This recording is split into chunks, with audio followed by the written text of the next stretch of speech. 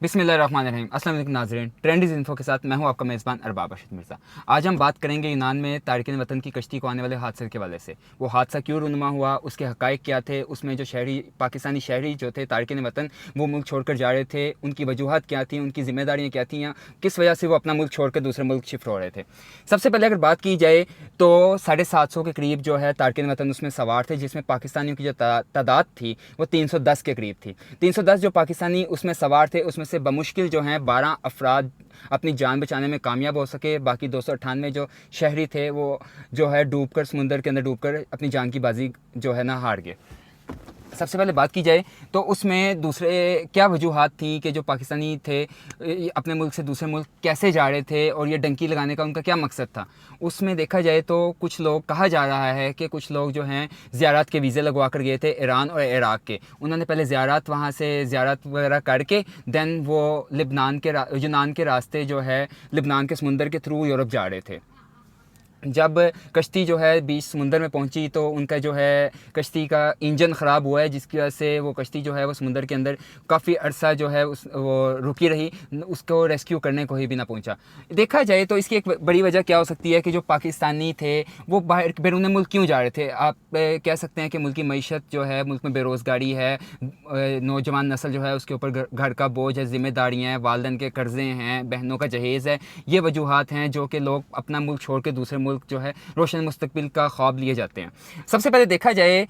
तो जो है उसमें 12 पाकिस्तानी जो बचे हैं, उस क्वेश्चन मार्क यहाँ पे ये आता है, सवाल ये पैदा होता है कि सिर्फ 310 अफराद में से 12 अफराद ही क्यों बच सके हैं। उसमें सबसे बड़ी वजह यह है कि जो 12 अफराद थे वो निकलने में कामयाब हो गए थे। बाकी जो 298 अफराद थे उनको कश्ती के तय खाने में रखा गया था। जब समुद्र में कश्ती ख़राब हुई है, जब कश्ती उल्टी है, तो तय खाने के जो दरवाजे हैं वो पानी के प्रेशर की वजह से खुल नहीं सके, जिसकी वजह से जो 298 पाकिस्तानी थे उनके लिए कश्ती से बाहर निकलना मुश्किल था और नामुमकिन था, बल्कि जिस वजह से वो पानी के प्रेशर की वजह से दरवाज़ा नहीं खुला और वो कश्ती के समेत जो है समुद्र में डूबकर जान बहक हो गए हैं। उसमें देखा जाए को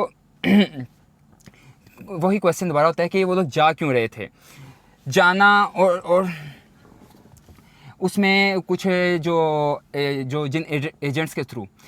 थ्रू वो जा रहे थे, कुछ उनकी भी गलतियां हैं, कुछ गवर्नमेंट की नाकिस हिकमत अमली है, नाकिस पॉलिसीज़ हैं, जिसकी वजह से लोग डंकी पर मजबूर होते हैं। जैसे एक गांव में कोई भी एक शख्स है, वो अगर डंकी लगा के किसी दूसरे मुल्क में जाता है तो वो पीछे अपने साथ 100 बंदे तैयार कर लेता है कि यार मतलब मैं डंकी लगा के इस मुल्क से दूसरे मुल्क जा सकता हूँ, अपना मुस्तकबिल बेहतर कर सकता हूँ थोड़े से पैसों की थोड़े से पैसे बचा कर। मतलब आप अगर लीगल वे में भी आप इधर जो है डंकी के जो थ्रू जा रहे थे लोग, ये यूनान के समुंदर में जो डंकी के थ्रू जा रहे थे, उन्होंने बताया, जो बच गए हैं उन्होंने कहा कि हमने 25 से 27 लाख या 28 लाख या 30 लाख रुपया अपने एजेंट्स को दिए हैं। उसमें देखा जाए तो 30 लाख, 35 लाख, 40 लाख रुपए में आपका जो है लीगली प्रोसेस हो जाता है। आप लीगली तौर पर किसी भी कंट्री का वर्क परमिट या वीज़ा ले सकते हैं। उसमें कुछ चंद पैसों के एवज, चंद पैसों की बचत के लिए लोगों ने अपनी ज़िंदगियां दांव पर लगाई। दांव पर लगाने के बाद अपने घर वालों को अलहदा परेशानी में रखा, अपने अहलो अयाल को परेशान करके वो डंकी का रास्ता इख्तियार करते हैं। जैसे मैंने आपको पहले कहा कि एक शख्स जो जाता है वो पीछे 100 बंदों को जो है तैयार करके जाता है कि भाई मैं देखो पहुँच सकता हूँ। इसी चीज़ का फ़ायदा भी जो है उनका एजेंट लेता है कि भाई एक शख्स जो मेरे रेफरेंस से गया है या जिसको मैंने डंकी कराया या जिसको मैंने सरहद पार कराई वो बाखैर आफियत पहुँच गया है, उस शख्स के पहुँचने वाला जो है वो फिर अपने गाँव, क्योंकि देखा जाए तो आप और मैं जो है हम यूट्यूब की एक्सेस है, हम लोगों को इंटरनेट की एक्सेस है, हम लोग प्रॉपर वेज को जानते हैं। जो लोग पीछे बैकग्राउंड जिनका गाँव का होता है, जहाँ पर उनको मतलब वो इन्फॉर्मेशन ज़्यादा नहीं होती, उनको प्रोसेस का नहीं पता होता कि वीज़ा किस तरह लगना है, वो लोग जब किसी एजेंट के पास जाते हैं और वो 30 से 35 लाख रुपए का उनका बजट बनाता है, तो जो उसका जानने वाला या जो जिस एजेंट्स के थ्रू उसने रब्ता किया होता है डंकी वाला, वो उसको कहता है कि भाई वो आपसे 35 लाख ले रहा है, वो मतलब 10 लाख की अपनी दिहाड़ी लगा रहा है, 25 लाख में मैं तुम्हें बॉर्डर पार कराऊंगा, तुम मेरे चाहो तो मेरे जानने वाले जिनको मैंने डंकी कराया या जिनको मैंने सरहद पार कराई है, जिनको वहाँ पे मैंने इमिग्रेशन करा के दिया बाद में, आप उनसे रब्ता कर सकते हैं। एक वजह यह भी है, हुकूमत की भी नाकिस पॉलिसियाँ हैं। हुकूमत को भी चाहिए कि जो ऐसे होते हैं एजेंट्स हैं गैरकानूनी तौर पर इंसानी स्मगलिंग का वो काम कर रहे हैं, उनके ऊपर सख्ती करे, उनके खिलाफ एक्शन ले। FIA को भी चाहिए कि अपने तमाम तर जो हैं वसाइल ब्रोकर लाते हुए एजेंट्स माफिया को जो है ग्रिप में लाया जाए।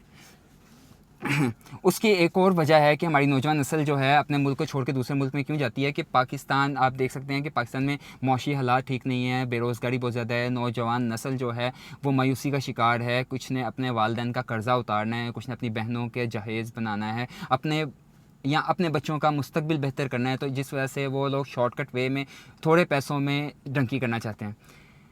अच्छा, और देखा जाए तो जो दूसरे ममालिक में हमारे तारकिन वतन हैं, हुकूमत की भी कुछ नाकिस पॉलिसियाँ हैं जो कि वहाँ पर मौजूद शहरियों को, जाने वालों को, या वो वहाँ पर मौजूद वर्क परमिट पर काम कर रहे हैं, उनके लिए कोई खातिर खा इकदाम नहीं करती। उनके लिए कोई वहाँ पे ऐसा सहूलियत फराहम नहीं की जाती। उनको एम्बेसी जो है, सफारत खाने जो हैं, अपने शहरियों के लिए कोई ऐसे वसाइल पैदा नहीं करते कि उनको वहाँ पर ड्यूरिंग जो है काम के दौरान जो है, ड्यूरिंग वर्क जो है, उनको किसी किस्म की मुश्किलात का सामना ना करना पड़े। कोई जो है उनको वर्क परमिट जो है, उनसे जो वर्किंग के असूल हैं या जो उनके लॉज़ हैं, जिस तरह वो काम कर रहे हैं, जो उनकी लेबर के वीज़े हैं या लेबर की जो रूल्स एंड रेगुलेशंस हैं, वो पाकिस्तानियों पर भी लागू होने चाहिए। जो कि हमारे सफारतकार जो हैं वो इस चीज़ के ऊपर ध्यान नहीं देते, और हमारे जो शहरी हैं वहाँ पर इस चीज़ से भी मायूस होते हैं अपनी पाकिस्तानी गवर्नमेंट से, और इस वजह से वो अपने मुल्क को छोड़ कर दूसरे मुल्क में जाना पसंद करते हैं। उसी तरह जो है अभी जो 298 पाकिस्तानी डूब कर अपनी जान से हाथ धो बैठे हैं, उनकी वापसी या उनकी मैयत की जो है वापसी के लिए, या उनकी मैयतों की वो ढूंढने के लिए, सर्चिंग के लिए भी जो सफारतकार है वो उस तरह से सहूलियत नहीं दे रहा या इक़दाम नहीं कर रहा। अब आकर जो दफ्तर ख़ारजा के तर्जुमान के मुताबिक उन्होंने पाकिस्तान में जितने लोग थे जिनके घर जो डंकी कर कर दूसरे ममालिक में जा रहे थे, यूनान के समुंदर में जो डूबे हैं, उनके घर वालों से रब्ता किया। उनको कहा है कि घर के कम से कम दो अफराद जो हैं वो DNA दें ताकि उनके सैंपल्स जो हैं मैच किए जाएँ। उसके बाद देखा जाए तो एक और बात आपको बताते चलूँ कि जो गल्फ़ कंट्रीज़ हैं, वहाँ पर पाकिस्तानी गवर्नमेंट ने अभी रिसेंटली पाबंदी लगाई है कि ख़वातीन जो हैं ना, जो पाकिस्तान से बैरून मुल्क किसी काम के लिए जाती हैं वर्क परमिट पे, उनके वर्क परमिट पे पाबंदी लगा दी है पाकिस्तानी गवर्नमेंट ने। इसकी वजूहत ये है कि कुछ शिकायत मसूल हुई थी कि पाकिस्तानी ख़वातीन के साथ जो है वो ड्यूरिंग वर्क या काम के दौरान जो है नाजेबा रवैया अख्तियार किया जाता है। इस वजह से गवर्नमेंट ने उनके जो है ना वर्क परमिट कैंसिल करना शुरू किए, उनको देने से इनकार किया। क्वेश्चन मार्क ये यहाँ पर सवाल ये उठता है कि हुकूमत उनको कैंसिल करने के बजाय अपने सफारतकार को इतना मजबूत करे, सफारत खाने को ये इकदाम करने चाहिए कि जिस मुल्क में उन्होंने परमिट कैंसिल किए हैं वहाँ पर ऐसे वहाँ की गवर्नमेंट से मिलकर, UN नेशन से मिलकर एक ऐसा इकदाम करे कि पाकिस्तानियों को भी दीगर जो शहरी हैं, दीगर मुलाजमीन हैं, उनके वर्कर्स हैं, उनके हकूक़ दिए जाएँ, ताकि पाकिस्तानी जो शहरी हैं वो अपने आप को वहाँ पर तहफ़्फ़ुज़ महसूस करें, और जो है वहाँ पर पाकिस्तान की रिप्रेजेंटेटिव्स के तौर पर काम करें, ताकि वो मुल्की ज़र मुबादले के ज़खायर बढ़ाने के लिए वहाँ से रेमिटेंस जो हैं पाकिस्तान में भेजें, ताकि पाकिस्तान की जो मईशत है वो बेहतर हो सके। उसमें देखा जाए तो वही बात है कि हुकूमत जो है फैसिलिटेट नहीं करती। बिल्कुल इसी तरह जो है यूनान में जो हमारी ये कश्ती का हादसा हुआ है जिसमें 298 पाकिस्तानी शहीद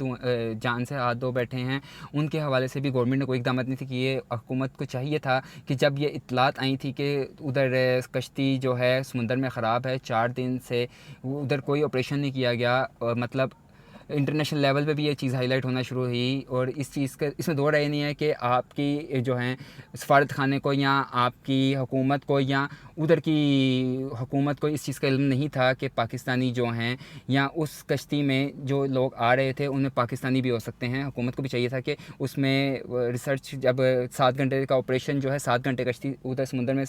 मौजूद रही, उस दौरान कोई इक़दाम करती पाकिस्तानियों की हिफाजत के लिए, और आइंदा के लिए कोई ऐसी हिकमत अमली अपनाई जाए कि एजेंट्स को रोका जाए जो कि गैर कानूनी तौर पर पाकिस्तानियों को जो है डंकी लगवा कर दूसरे ममालिक में बेचते हैं। आवाम में शऊर पैदा करने की ज़रूरत है ताकि उनको बताया जाए कि लीगल प्रोसेस क्या है। थोड़े से पैसे बचाकर आप अपनी जान दांव पर नहीं लगा सकते। आप लीगली जाएं, लीगली पाकिस्तान का जो है पासपोर्ट यूज़ करें, पाकिस्तान की से वर्क परमिट लें, उस कंट्री का वर्क परमिट लें, प्रॉपर वे से आप पाकिस्तान से जो है दूसरे ममालिक में अपने कारोबार के लिए या अपने बेहतर मुस्तकबिल के लिए जाएँ, और अपने घर वालों की जान की हिफाजत करें और उनके लिए एक रोशन मुस्तकबिल की बुनियाद रखें।